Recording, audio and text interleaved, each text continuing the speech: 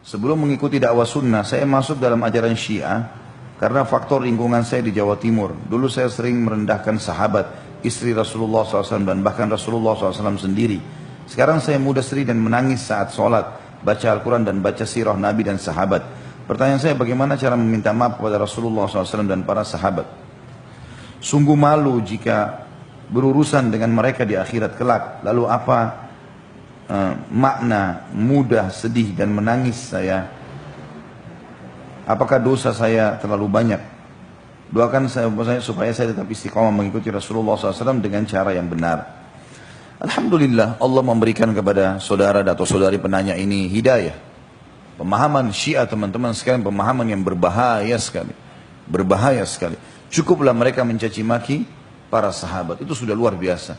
Belum lagi kalau pemahaman akidah yang sudah jauh daripada itu, seperti Al-Quran kurang, ya, memprotes ayat-ayat Al-Quran atau menambah-nambah ayat Al-Quran, sebagaimana sebagian mereka meyakini Al-Quran sampai 49 juz, ini sudah luar biasa, ya, dan tidak ada manfaatnya. Saya yakin penanya ini merasakan bagaimana perbedaan antara dakwah sunnah dengan Syiah, jauh sekali pasti. Pada saat itu bergabung di sana pasti akan ada cacian, makian. Isinya pengajian itu cacian dan makian, merendahkan dan menjatuhkan. Dan ini bukan merendahkan temannya, anaknya, saudaranya, merendahkan sahabat-sahabat yang Al-Quran turun pada mereka. Al-Quran turun dan mereka menyaksikan Al-Quran turun, mereka menyaksikan Nabi SAW, mereka berperang dengan Nabi SAW. Debunya saja, debu medan perang mereka belum tentu kita bisa jangkau, gitu kan? Ada seorang sahabat, waktu Nabi SAW kirim pasukan, di perang kalau nggak salah namanya Zatu Salasil. Nabi SAW utus pasukan. Ada satu sahabat, saya tidak ingat ya, satu perang yang lain, maaf. Intinya di satu peperangan, saya khawatir salah namanya.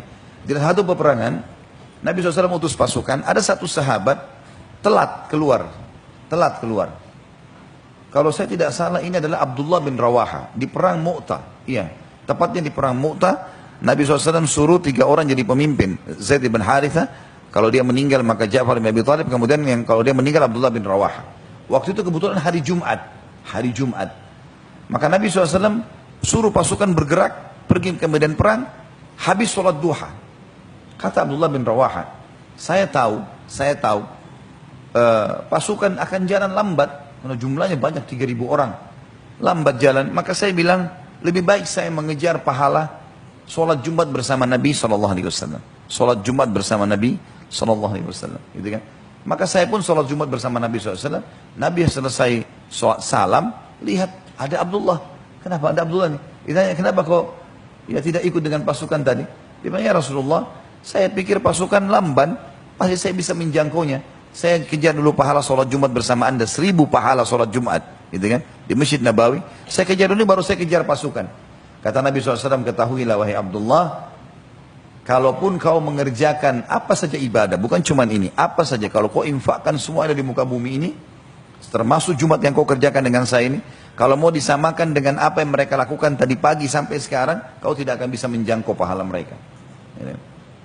Jadi kita lihat di sini, bagaimana perintah Nabi SAW harus didahulukan dalam segala hal.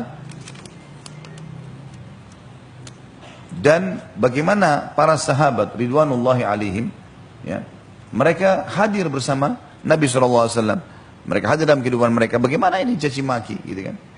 Baiklah, sekarang kita langsung ke pertanyaan saja. Bagaimana sikap saya sekarang? Maka kita jawab dengan hadis Nabi SAW yang berbunyi, at-taubatu tajubu ma qablaha. Taubat memaafkan atau menghapuskan semua kesalahan sebelumnya. Selama ibu atau bapak atau ukhti dan akh ini bertaubat nasuha kepada Allah dari perbuatan tersebut, insya Allah akan dimaafkan. Insya Allah akan dimaafkan. Dan sekarang, ya, gunakan kesempatan karena sudah faham untuk mendakwahi teman-teman juga yang terpengaruh dengan pemahaman itu. Luruskan. Sekarang malah hidupkan sunnah-sunnah Nabi SAW. Sekarang malah muliakan para sahabat. Begitu caranya. Karena para ulama mengatakan kalau saat ini kita punya masalah, pernah menggibah, pernah menggunjing seseorang yang dasarnya memang sudah meninggal dunia atau tidak diketahui keberadaannya. Ya, kita harus bagaimana? Kita harus menyebutkan kebaikan-kebaikannya, ya, berbuat baik untuk dia, menyebut-nyebut kebaikannya. Seperti itulah. Nah, kita sekarang memuji-muji Nabi SAW, bersalawat kepada beliau SAW, hidupkan sunnahnya, ya, hadir di majelis-majelis yang menjelaskan tentang penyampaian hukum-hukum yang beliau sampaikan. dan juga yang lain-lain tentunya, seperti misalnya menjauhi larangannya dan adab-adab yang sudah kita sebutkan tadi. Allahu alam, itu sudah cukup insya Allah. Allah SWT akan terima